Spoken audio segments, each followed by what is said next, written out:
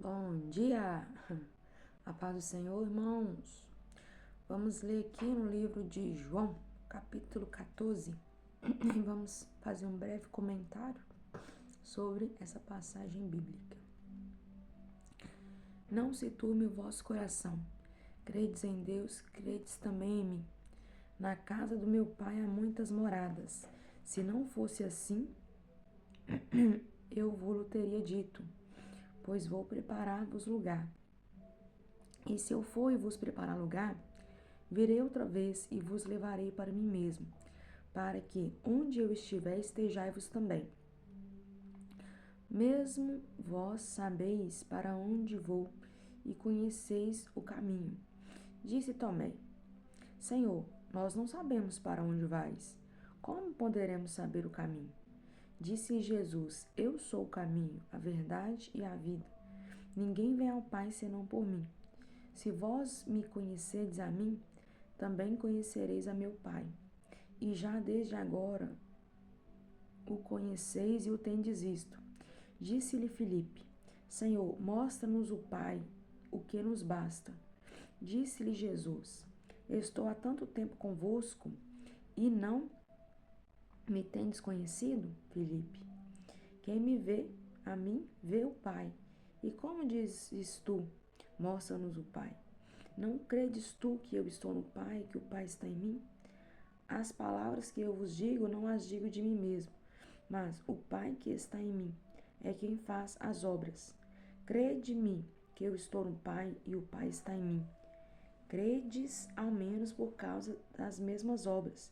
Na verdade, vos digo, que aquele que crê em mim fará as obras que eu faço, e as farás maiores do que esta, porque eu vou para o Pai. E tudo quando pedides em meu nome, eu o farei, para que o Pai seja glorificado no Filho. Se pedides alguma coisa em meu nome, eu o farei. Se me amardes, guardareis os meus mandamentos. E eu rogarei ao Pai, e ele vos dará outro Consolador, para que fique convosco para sempre.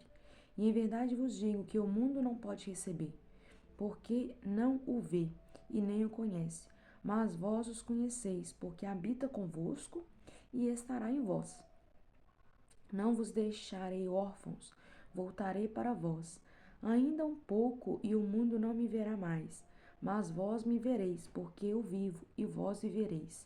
Naquele dia conhecereis que eu estou em meu Pai, e vós em mim, e eu em vós. Aquele que tem os meus mandamentos e os guardas, este é o que me ama. E aquele que me ama será amado do meu Pai, e eu o amarei e me manifestarei a ele. Disse-lhe Judas, não Iscariote: Senhor, de onde vem que hás de manifestar? Respondeu-lhe Jesus e disse-lhe: Se alguém me ama, guardará minha palavra, e meu Pai o amará. E viveremos para ele e faremos nele morada. Quem não me ama não guarda as minhas palavras. Ora, a palavra que ouviste não é minha, mas do Pai que me enviou. Tenho-vos dito isto estando convosco, mas aquele Consolador, o Espírito Santo, que o meu Pai enviará em meu nome, vos ensinará todas as coisas, e vos fará lembrar de tudo quanto vos tenho dito. Deixo-vos a paz, a minha paz vos dou. Não vos la dou como o mundo dá. Não se turbe o vosso coração, e nem se atemorize.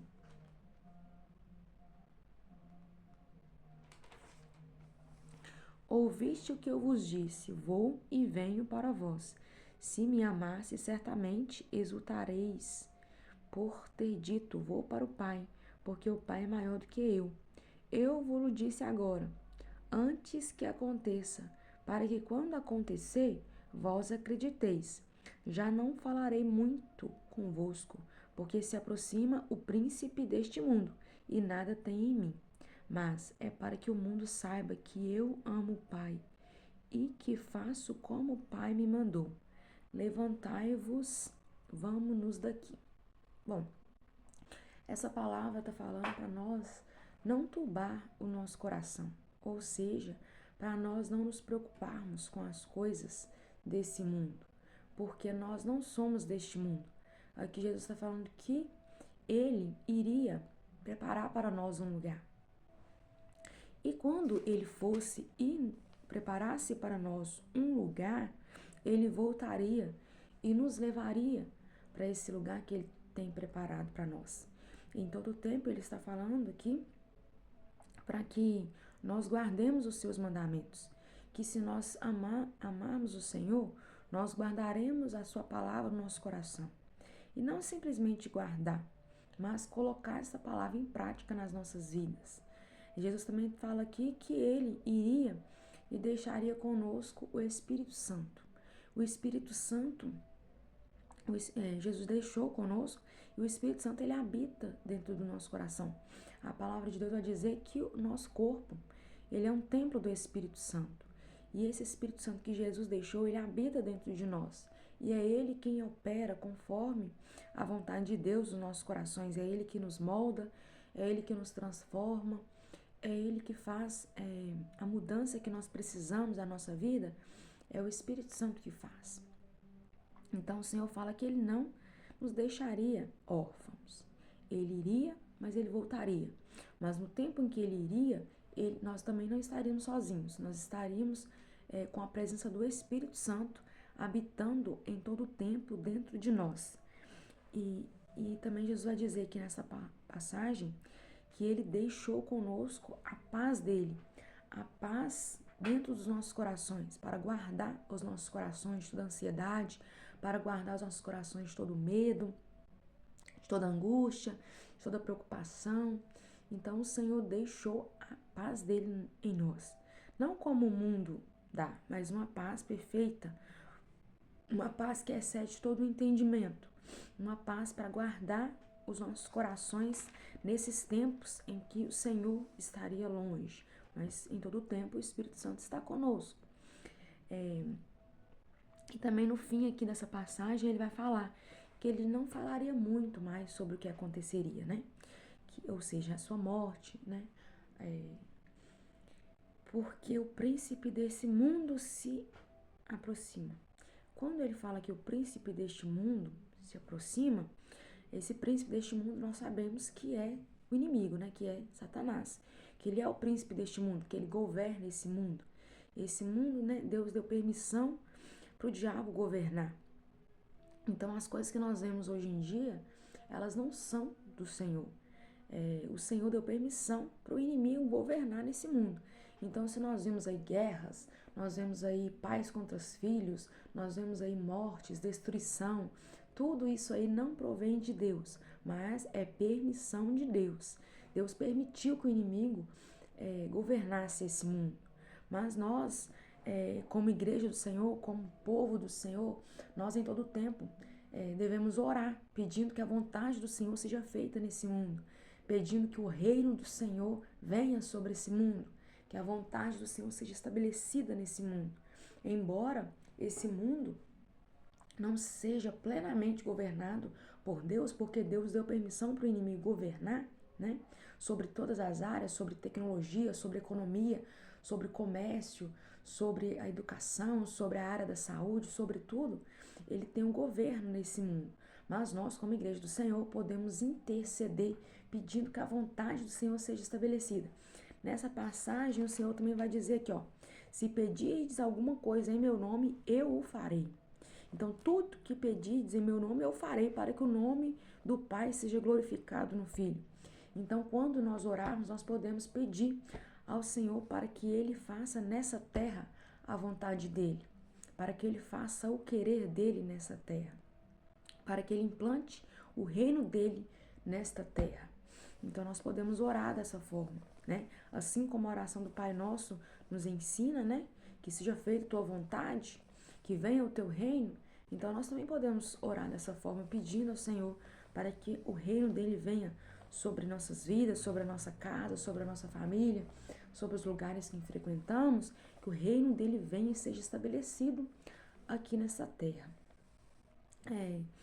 Outro ponto muito importante dizer aqui é que o reino do Senhor ele será estabelecido plenamente sobre essa terra, Só que isso irá acontecer, né, no milênio, no período de 1000 anos em que o Senhor irá governar sobre a terra. Aí o governo do Senhor sobre a terra ele será pleno, o inimigo será preso, né, durante 1000 anos.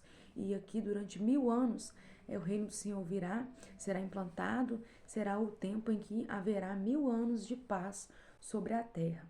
Mas até essa passagem, essa palavra se cumprir, que é o milênio, nós podemos pedir sim que a vontade do Senhor se cumpra aqui nessa terra. Em nome de Jesus. Pai do Senhor, irmãos. Deus abençoe.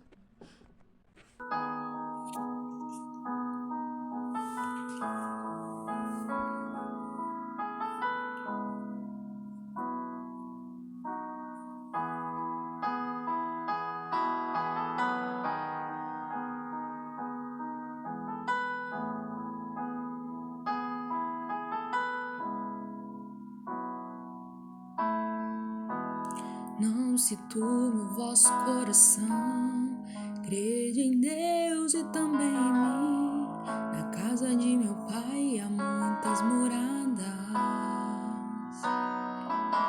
Se não fosse assim eu não teria dito, vou preparar-vos um lugar. Eu virei e vos levarei para mim mesmo. Vos conhecer